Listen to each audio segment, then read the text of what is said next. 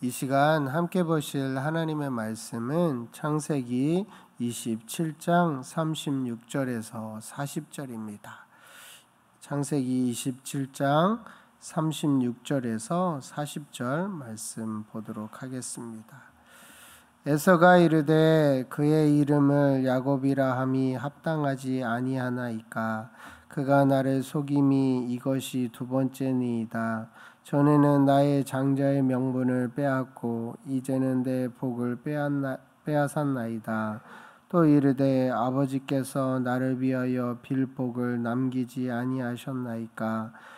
이삭이 에서에게 대답하여 이르되 내가 그를 너의 주로 세우고 그의 모든 형제를 내가 그에게 종으로 주었으며 곡식과 포도주를 그에게 주었으니 내 아들아 내가 네게 무엇을 할 수 있으랴. 에서가 아버지에게 이르되 내 아버지여 아버지가 빌 복이 이 하나뿐이니까 내 아버지여 내게 축복하소서 내게도 그리하소서 하고 소리를 높여오니 그 아버지 이삭이 그에게 대답하여 이르되 내 주소는 땅의 기름짐에서 멀고 내리는 하늘 이슬에서 멀 것이며 너는 칼을 믿고 생활하겠고 내 아우를 섬길 것이며 내게 매임을 벗을 때에는 그 멍에를 내 목에서 떨쳐버리리라 하였더라. 아멘.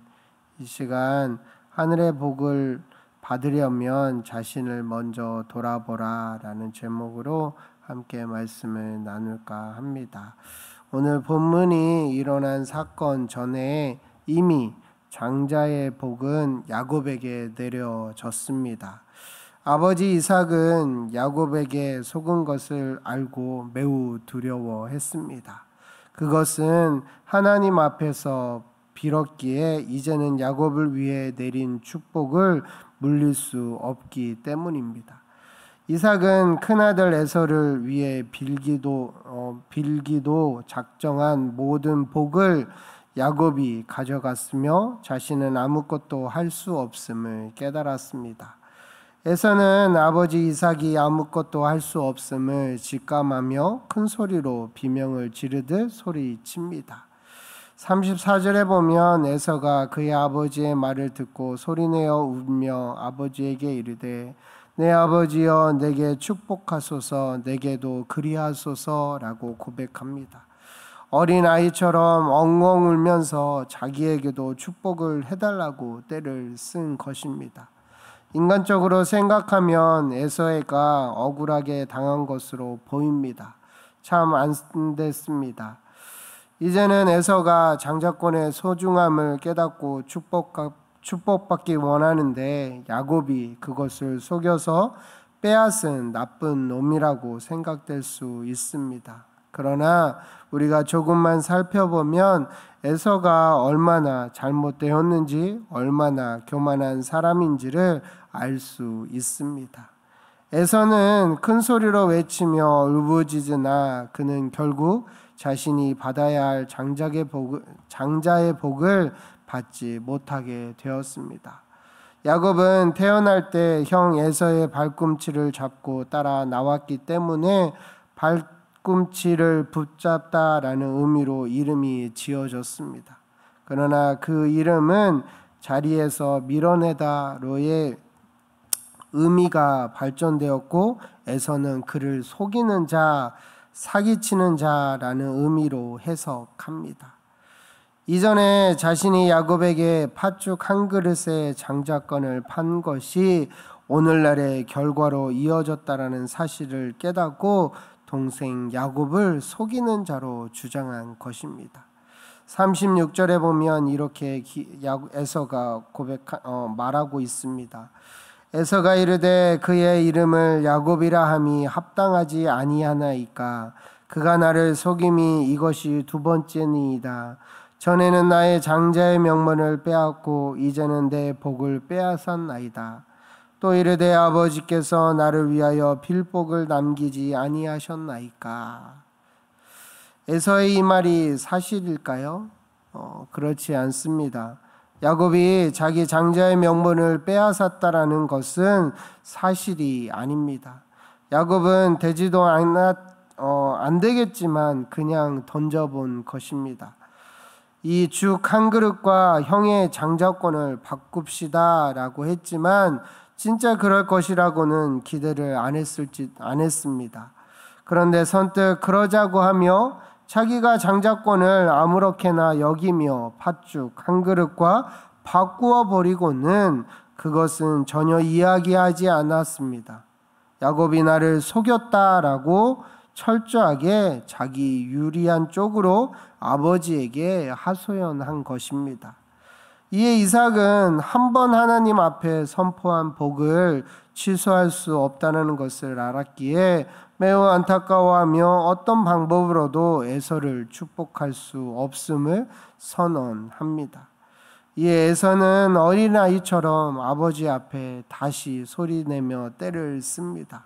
38절에 보면 에서가 아버지에게 이르되 내 아버지여 아버지가 빌 복이 이 하나뿐이니까 내 아버지여 내게 축복하소서 내게도 그리하소서 하고 소리를 높여 우니라고 말하고 에서의 모습을 보여주고 있습니다. 에서는 야곱에게 주고 남은 복을 더 달라라고 말하고 있지만 나의 합당한 복을 달라고 말하지 않고 빌 복이 이 하나뿐이니까 라고 강조합니다. 야곱의 반이 아니라 하나씩 똑같이 복을 달라는 뜻입니다.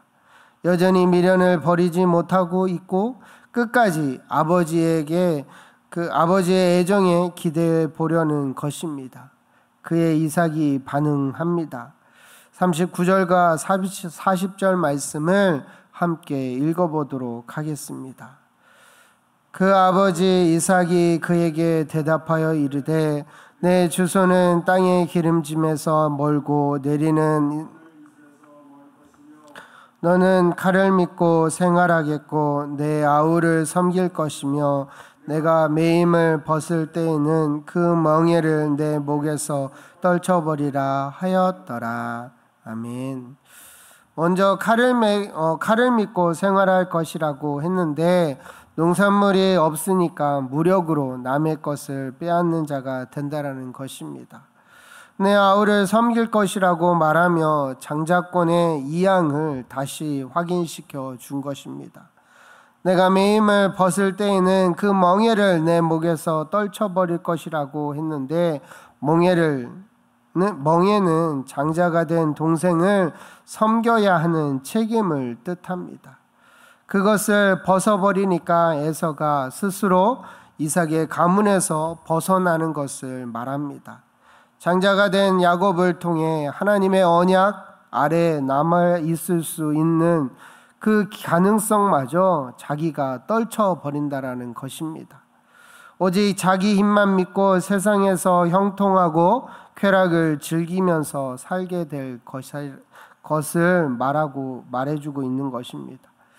이삭은 자신이 사랑하는 아들임에도 불구하고 어쩔 수 없이 앞으로 일어날 일들을 예언한 것입니다. 훗날 이삭의 예언처럼 에서와 그의 자손들은 메마르고 척박한 에돔 땅에 거하며 이는 하나님과 분리된 영원한 형벌의 장소임을 의미합니다. 그리고 그는 하나님의 힘을 의지하기보다 자기의 힘을 의미하는 그의 칼을 믿고 생활하게 됩니다. 그러면 에서는 처음부터 이렇게 축복을 받지 못하고 저주를 받는 수밖에 없는 사람이었을까요? 그렇지 않습니다. 그가 하나님의 뜻에 순종했다면 하나님의 은혜를 받을 수 있었을 것입니다. 이삭이 에서에게 한 말을 자세히 보면 이것이 꼭 저주만이 아님을 알 수 있습니다. 오히려 그 저주 속에는 에서가 복을 받는 길이 들어 있습니다. 그가 복을 받는 길은 아우를 섬기는 것입니다. 하나님께서 동생 야곱을 택하신 것을 인정하는 것입니다. 다시 말해서 에서는 야곱을 통해서만 복을 받을 수 있게 되어 있습니다. 그러나 그는 하나님께서 야곱에게 주시기로 작정하신 축복이 자기의 것이라고 주장했습니다. 그래서 그것을 받지 못하자 하나님의 뜻을 거역합니다. 그래서 그는 하나님께 버림을 받은 것입니다. 만일 그가 이것을 인정하고 아우를 섬겼더라면 야곱이 받은 축복을 함께 누릴 수 있었을 것입니다. 히브리서 말씀에 보면 에서의 이 불행에 대해서 이렇게 설명합니다. 히브리서 12장 16절에서 17절 말씀에 보면 한 그릇 식물을 위하여 장자의 명분을 판 에서와 같이 망령된 자가 있을까 두려워하라. 너희의 아는 바와 같이 저가 그 후에 축복을 기업으로 받으려고 눈물을 흘리며 구하되 버림바가 되어 회개할 기회를 얻지 못하였느니라. 아멘. 에서의 전반적인 삶의 태도가 하나님의 약속과 말씀을 중요하게 생각하지 않았음을 보여줍니다. 육체적인 욕망과 감정을 따라서 살았습니다. 결국 그는 축복에서 벗어나고 말았습니다. 예수님의 말씀 중에 슬피 울며 이를 갈미 있으리라 라는 말이 있습니다. 우리가 살았을 때는 괜찮습니다. 바꿀 수 있는 기회가 얼마든지 있기 때문입니다. 그러나 마지막 날 주님 앞에서 이런 일이 일어난다라면 그것보다 더 큰 비극은 없을 것입니다. 더 이상 돌이킬 수 없기 때문입니다. 에서는 아버지 이삭의 이야기를 듣고 어떻게 합니까? 그 말씀에 순종함으로 따라갔던 것이 아니라 그 이야기를 듣고 야곱을 죽이기로 결심합니다. 어떻게 보면 이 이삭의 가정에 불우한 일이 생겨나게 된 것입니다. 오히려 그 하나님의 말씀에 순종하고 섬기고 들어갔다라면 그런 일이 생겨나지 않았을 텐데 에서는 자기를 믿고 자기의 뜻을 따라 나아갔기 때문에 하나님의 울타리 안에서 벗어나고 그 영원한 하나님의 축복을 누리지 못했습니다. 오늘날 살아가는 우리들에게 이 말씀을 무엇을 의미하는 걸까요? 우리의 삶도 에서처럼 자기의 마음대로 하나님의 뜻을 따라가지 아니하고 생각하고 움직인다라면 하나님 앞에 버림받을 수 있다라는 사실을 기억할 필요가 있습니다. 이 에서의 그 어리석은 모습을 기억하면서 우리는 하나님 앞에 자신을 먼저 돌아보고 바로 서기를 소망합니다. 남 탓이 아닌 내 모습은 온전한지를 살피는 것, 그것이 하나님 앞에 먼저 이루어질 때 후회가 아닌 복의 사람이 될 수 있음을 기억하며 오늘도 주님 앞에 바로 서는 저와 여러분이 되시기를 소망합니다. 이 오늘의 말씀을 기억하면서 오늘 나에게 준 하나님의 축복을 누리기 위해서 나의 모습은 과연 어떤지, 나는 과연 에서의 모습이 있는지 아니면 하나님이 기뻐하시는 모습으로 서는지를 기억하시면서 하나님의 기뻐하시는 모습으로 나를 다듬어가고 나를 돌아보며 나아가는 저와 여러분이 되시기를 간절히 소망합니다. 이 시간 함께 기도했으면 좋겠습니다. 하나님, 우리의 모습이 먼저 나를 돌아보고 내가 과연 하나님 앞에 바로 서 있는지, 내가 과연 하나님의 말씀에 온전히 순종하고 있는지를 돌아보고 그러지 못하라면 철저하게 회개하며 나아갈 수 있는 우리들이 되게 해달라고 이 시간 함께 통성으로 간절하게 기도하도록 하겠습니다. 기도하겠습니다. 사나이 많으신 하나님 아버지,